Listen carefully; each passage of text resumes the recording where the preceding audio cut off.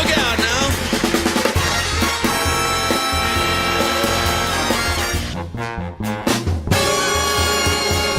We made it. We made it to the Big Apple.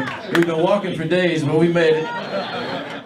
My name's Joe Gransden, and I'm a jazz musician, a trumpet player, and a vocalist. And I have a 16-piece big band here in Atlanta, Georgia. And we are very lucky to be able to travel a little bit and play some shows around the country, whether it's my big band or my small group. Been in Atlanta for quite a few years. I think the early 90s when I first got here, but took a little hiatus and moved to New York City, but been here ever since. I love it here.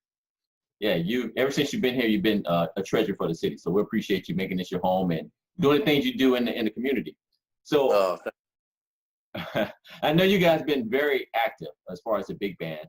Not only have you guys been performing around town, you've had a steady gig for several years, but you also have a new CD out. I think this is your second CD, right? My second CD? Yeah, for the big band. No, it's a third CD. I think it's our fifth. Fifth, okay. Our fifth CD. We did 2 Christmas. We did. Okay, yeah. Yeah, I think this is our fifth. This is our sixth. Big band CD.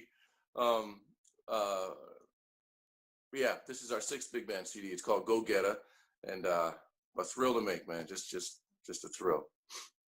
And tell us a little bit about this CD. Well, it came together because our friend John Driskell Hopkins from the Zac Brown Band had us record a Christmas CD with him. My whole big band backed him up on his Christmas CD, and we did it in his brand new studio, which is called Brighter Shade, and it's in Marietta, Georgia.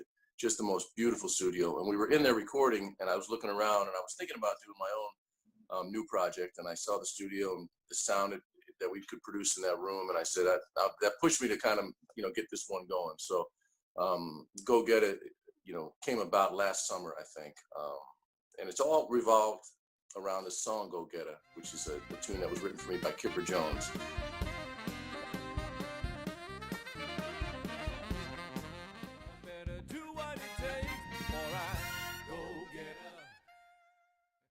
Kind of a poppy R&B-ish type song, a little bit out of my ordinary things that I do, but I just love the song so much. We got together with Wes Funderburk and Kipper and myself. We wrote a big band arrangement for it, and so that was kind of the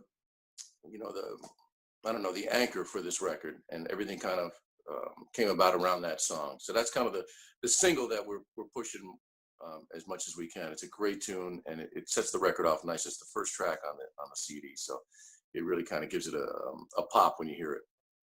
Now, I know a lot of your fans are used to seeing you do like the American Songbook type stuff. Is that stuff is going to be included as well? Or how many original songs versus, I guess, some covers are you doing? There's 2 originals on the song, the Go Get It song, of course, and then another tune called Sinatra, which was written by a friend up in New York City.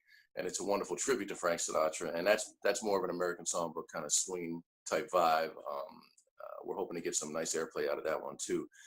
The rest of this CD is basically American Songbook standards that were rearranged by both Wes Funderburk, Jeff Jarvis, and actually by our friend Greg Sudmeyer too. He did a great arrangement on That's Life for us. So kind of that's where my heart is, is the Great American Songbook and standards from that era, and just kind of trying to reinvent them and put a new twist on them and new arrangements. So the record really swings, man.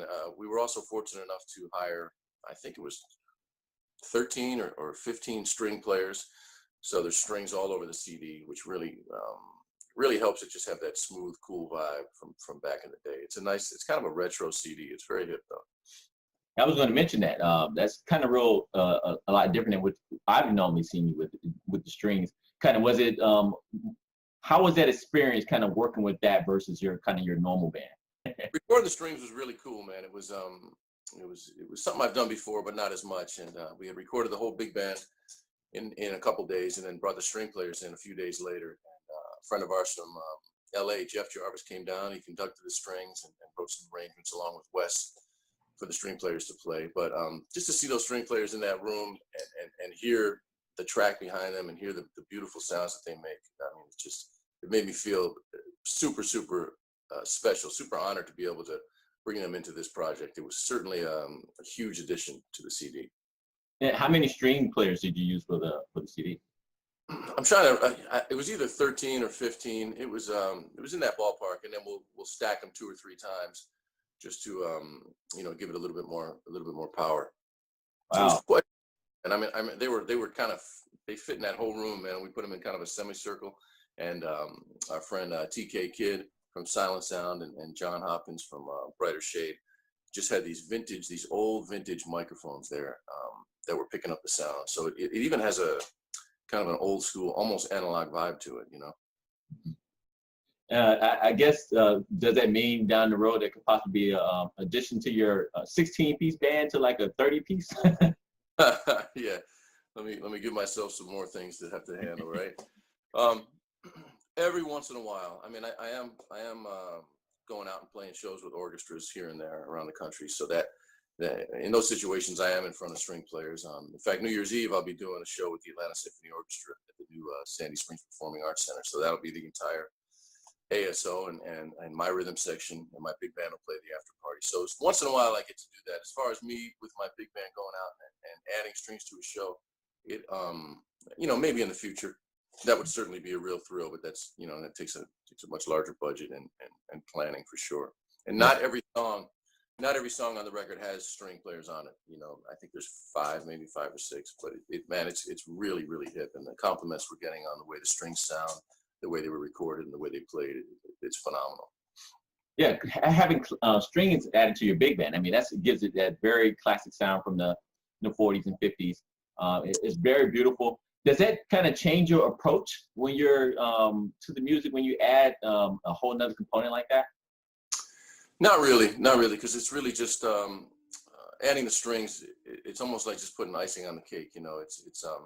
It's if you have a good arranger, which I'm fortunate to have with Wes Vandenberg and Jeff Jarvis, they write the strings in such a way that they just enhance the music, and they almost put this like beautiful blanket over top of everything. So from my perspective as a vocalist and as a trumpet player, it's just one more layer that I get to ride on top of, and coast along, just do my thing. So I don't have to change up too much.